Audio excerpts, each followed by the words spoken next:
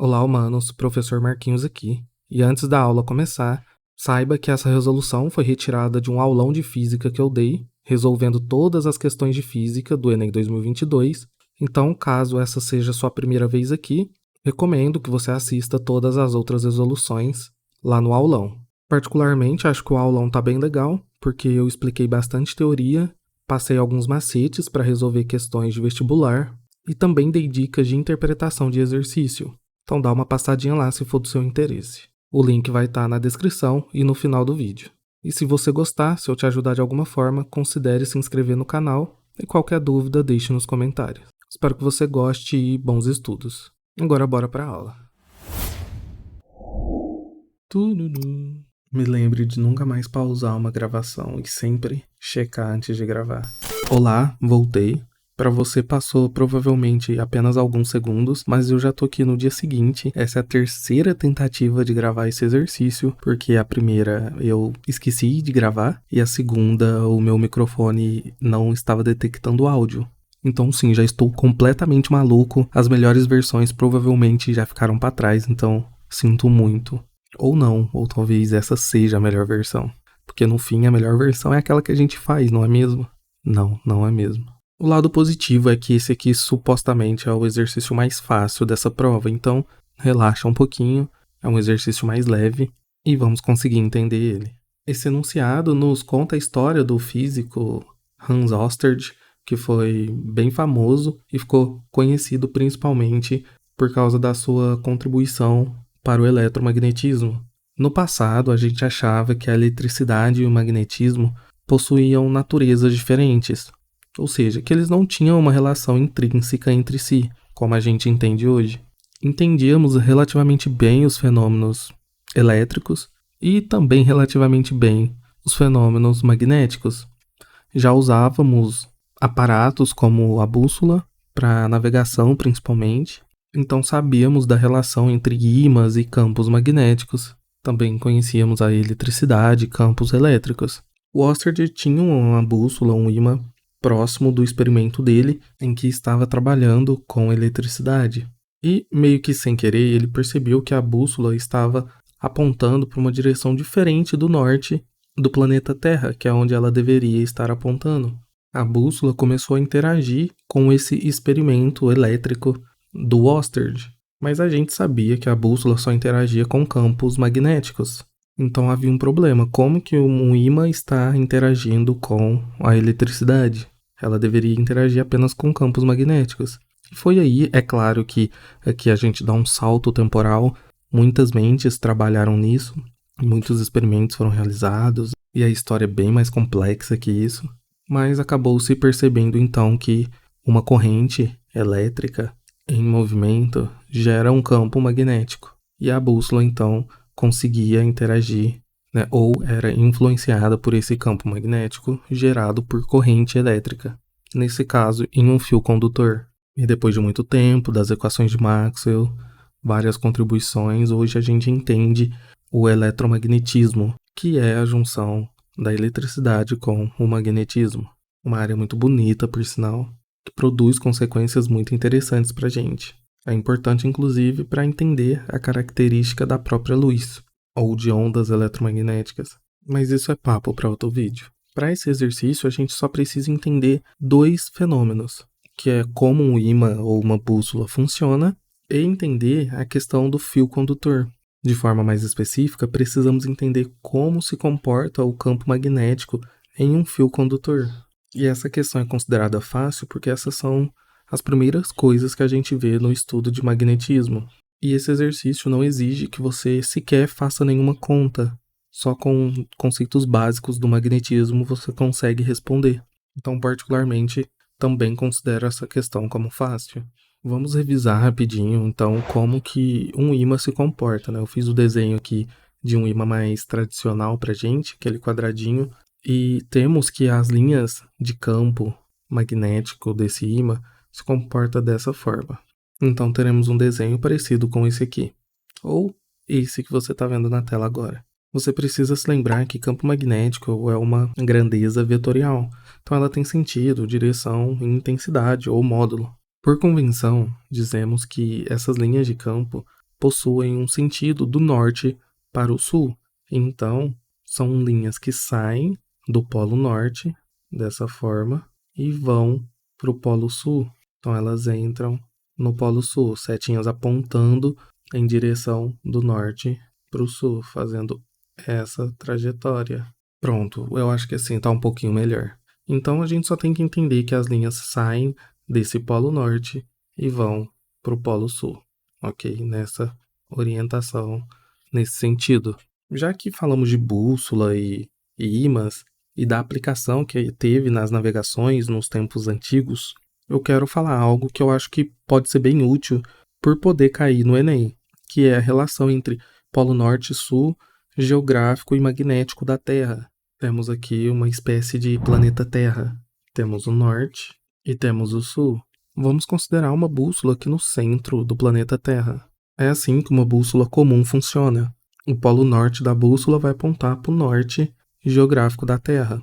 Mas você se pergunta, professor, eu aprendi que os opostos se atraem, assim como lá nas cargas elétricas, positivo atrai negativo e cargas iguais se repelem, no magnetismo também. Dois polos nortes se repelem, não são atraídos. Então, como que o polo norte da Terra está atraindo o norte da bússola? Isso não faz sentido, devia ser o oposto. E isso é, na verdade, um problema histórico, porque a gente descobriu primeiro o Polo Norte e o Polo Sul geográfico da Terra. E ele coincidia com o Polo Sul e o Polo Norte magnético das bússolas. Só que, na verdade, esse norte que a gente está falando aqui da Terra é o norte geográfico. Vou chamar aqui só de geo. E o sul também é o sul geográfico. Mas acontece que temos um outro norte e um outro sul. Descobrimos que a Terra também é meio que um imã gigante. Ela possui polo norte e polo sul magnético. E aí é o inverso. Então, a bússola aponta para o norte geográfico, mas na verdade é o sul magnético, que eu vou chamar só de mag aqui. Já no o sul geográfico é o norte magnético. Então agora isso faz sentido, né? Porque agora o norte da bússola está sendo atraído o sul magnético da Terra e não para o polo norte geográfico. É apenas uma coincidência. E na época a gente não conhecia essa característica do planeta Terra. Então era mais fácil associar ao norte e ao sul geográfico, que era a informação que a gente tinha. Ok? Então lembre-se disso e tome cuidado na hora de responder essas questões, porque o Enem pode te pedir para fazer essa diferenciação. Então, toma muito cuidado do que ele está te pedindo. Agora, vamos entender como que é o campo magnético em um fio condutor. Se tivermos um fio condutor que passa uma determinada corrente I, e vamos considerar que essa corrente está fluindo de baixo para cima, a primeira coisa que a gente precisa se lembrar é de que em um fio condutor, todo campo magnético vai ser no formato circular. E para a gente determinar o sentido desse campo, podemos usar a regra da mão direita, que é muito simples e intuitiva. Então, olhando aqui na esquerda, por exemplo, se a gente tem a corrente, no mesmo exemplo que usamos aqui, uma corrente I apontando para cima, a gente vai apontar o nosso dedão também para cima, e aí os outros 4 dedos vão ficar em volta do nosso fio condutor. E isso vai gerar para a gente o sentido do campo magnético. Perceba que a sua mão, na hora que vai abraçar o fio condutor, faz um movimento circular da direita para a esquerda, que é justamente o que está acontecendo aqui. Aí ele vai formando vários círculos em volta desse fio condutor, e a orientação é da direita para a esquerda, dessa forma. Olhando no nosso desenho, seria assim, ó. Vamos fazer um outro exemplo para ver se a gente aprendeu. Então agora eu tenho um fio condutor na horizontal e eu tenho uma corrente elétrica da esquerda para a direita, dessa forma. Então, olha, lembra, eu tenho que sempre apontar o meu dedão para o sentido e para a direção da corrente. Então, o nosso dedão vai apontar da esquerda para a direita na horizontal.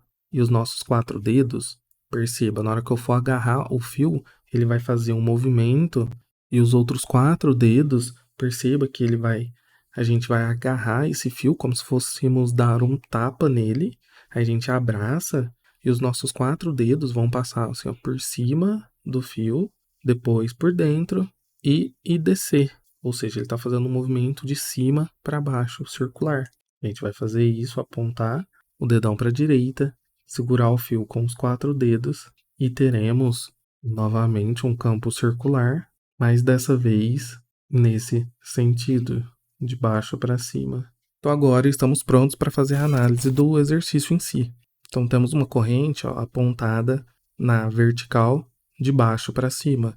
Então nosso dedão tem que estar nesse sentido e nessa direção.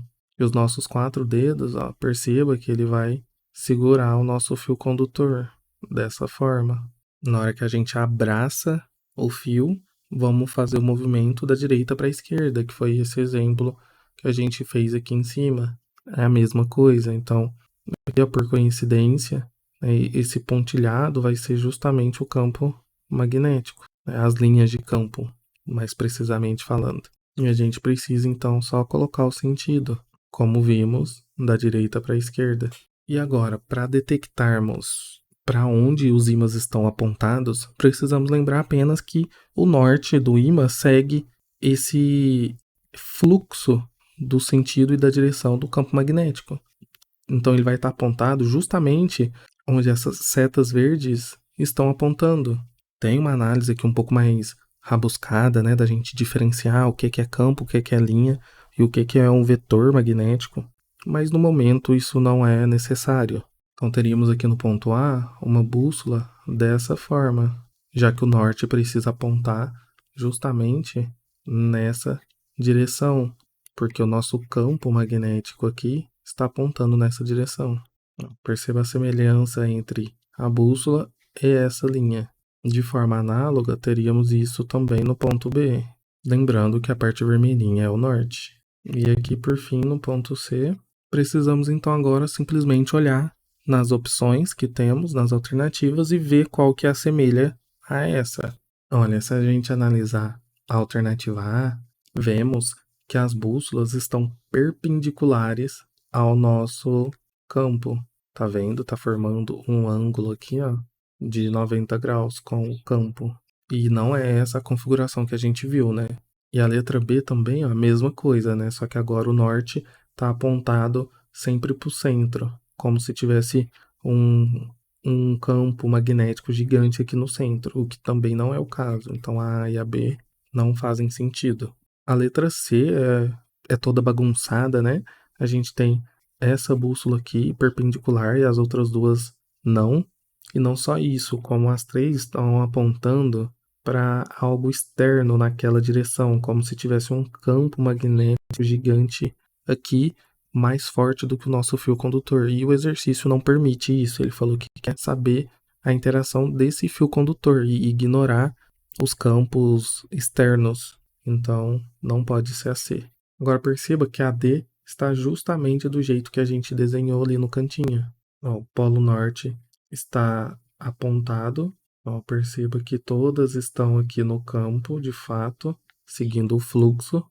E o norte está sempre apontado na direção desse fluxo. Então a nossa resposta correta é a D. A E está quase correta, mas ela inverteu, né, os polos, como se a gente tivesse no sentido horário, né, no sentido do relógio, num campo magnético assim. Mas na verdade a gente tem um campo magnético ali, assim, da esquerda para a direita e não da direita para a esquerda. Para a alternativa E ser correta, a gente teria que ter uma corrente elétrica apontada para baixo.